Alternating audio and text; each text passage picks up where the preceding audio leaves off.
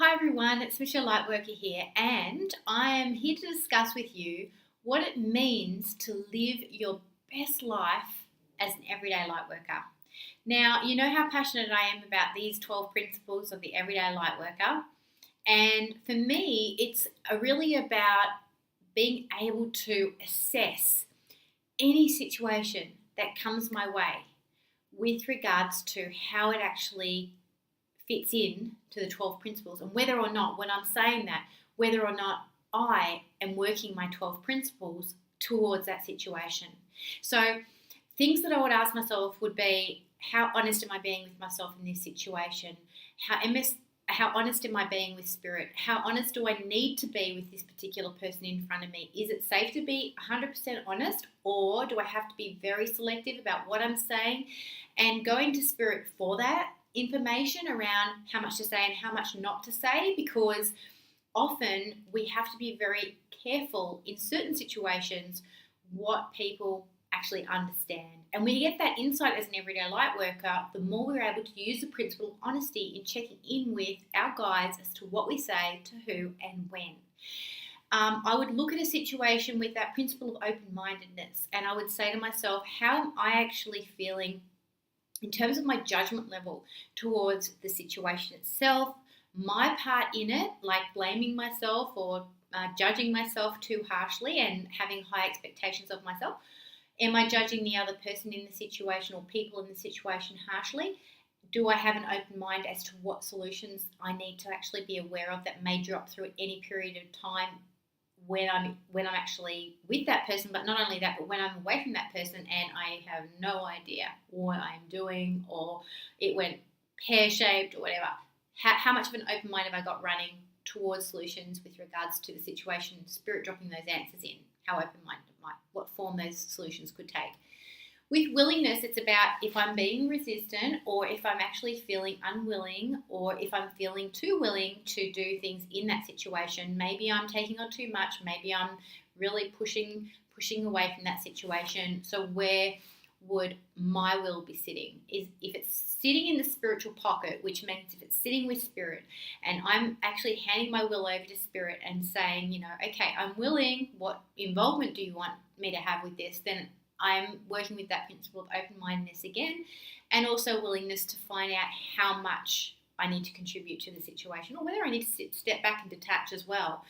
With forgiveness, it's about maybe I put my foot in it, maybe the other person put their foot in it, maybe there's some forgiveness of a part of myself that I need to be working on. So how much of the past is coming into the story in the right now as well, and whether I'm holding resentment around the past and that's taking me out of the now. With regards to unity, it's very much around if I'm feeling triggered by the other person. Mainly it's obviously my issue. So then it would be about looking in the mirror at that. With that principle of unity, we're all connected. So I have drawn that person to me to help me to work through this issue. And then with discipline, it's about having the discipline to actually follow the guidance I'm given every day in every situation.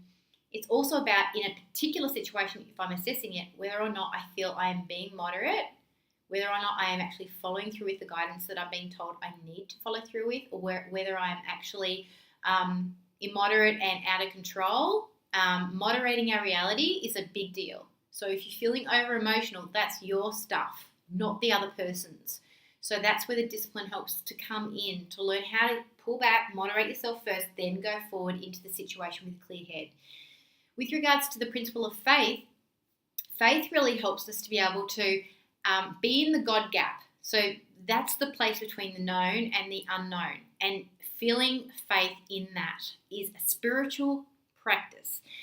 My psychic abilities don't actually equate to me having to know every little thing in order for me to feel peaceful. They're actually more about feeling faith when I don't see every little thing and feeling peaceful. So faith and peace have a very, very close relationship when it comes to assessing a situation. If we don't have the time, if we don't have the resources, if we don't have the money, if we don't have the support, it's about having faith that those things will come in when we need them and trusting the timing on those things. So putting faith into a situation would be saying everything is working out perfectly the way it is working out right now, even if it looks like it's totally stuffed, and really being able to hold the faith and hold that God gap, peace in that God gap. God's in the God gap, basically. It's kind of ironic, isn't it? And then we've got responsibility, and that's really about, well, what's my stuff here? What's the other person's stuff? Like learning where the boundary is between the two and being aware of that, so that I'm not blaming the other person. Obviously, if I'm in a situation, then I am in the situation for a reason. I am here to learn something. You know, there is really no one to blame. But at the same time, if someone's actually pointing the finger at me, it's about me getting off the monkey off my back and going, actually, no, that's their stuff. If they're doing this, that's definitely their stuff. If I'm taking it on, that's my deal. That's my stuff. So I need to work with that. So responsibility helps us to work out what we're actually responsible for, what we've created, what the other person is actually doing, and helping us to come back to a place of peace again with regards to being in that situation without feeling heaviness, without feeling attacked, without feeling guilt, without responding from a place of fear, coming from a place of serenity and stillness and centeredness. And moving on now to our ninth principle of love, and it's about being able to see through that vision of love. Let me turn that into a love heart. Yeah, turn into a love heart. It's about being able to see through the vision of a love heart. Seeing that we're all love, and you know what? We all have our wobbles. We all have our bad days and our bad years and our bad lives, right? And it's about holding compassion for each and every person in that story, knowing that we're not waiting for them to approve of us is really important as well. So really taking our self-love in there, going, well, you know what? Even if they don't love me, they still love me anyway. So I'm just going to be cool with that, and I'm going to see them from they're doing the best they can, and that's what the love goggles will always show us. They will show us they are doing the best they can at all times. Trust me, they are. They are. With the principle of wholeness, I would be looking at a situation from 5 different areas, which is self-awareness, self-love, self-care, self-moderation, and self-protection. That's the wheel of wholeness. That's the wow. We love the wow. And I would be assessing my relationship with myself is what wholeness is all about for me. So it's about going, okay, are there any disconnects here with myself? Because that, when I look at that, that's going to be helping the situation heal. As soon as I look at all my stuff around that, that's going to be helping. Am I loving myself? Am I taking care of myself? Am I aware of myself? And am I moderating myself? And am I protecting myself and not taking on energy on? How am I going with all that? What are my boundaries like? So then we're moving into joy. Now, if I look at a situation and I see that there's not a lot of joy there, and everybody's sitting there around and they're just doing this and that, and there's no joy, then I think that there's something kind of out of whack there, because I believe it's our actual birthright to be feeling joy, to be feeling lightness, to know that this is all happening for the highest good. Hello, that is exciting. No matter how tragic it looks, it's happening for our highest good. It's helping us to grow. It's helping us to evolve.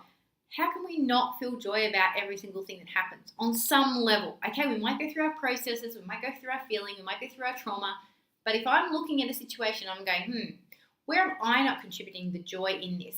In my attitude, am I feeling pessimistic around it all? What's going on up here for me to heavy this situation? So I have an opportunity to be a light bringer, literally a light bringer to the situation by assessing it through joy.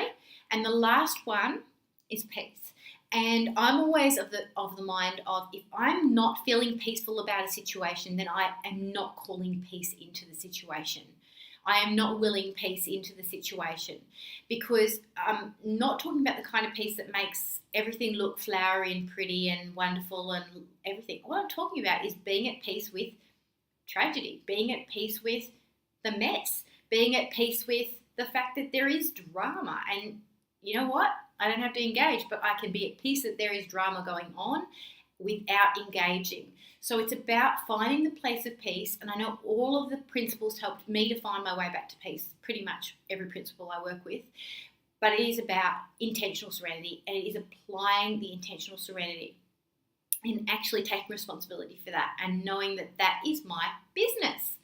So I hope you understand how you can live your best life as an everyday light worker using the 12 principles to assess any situation that you find yourself in at any time, anywhere, any day of the week.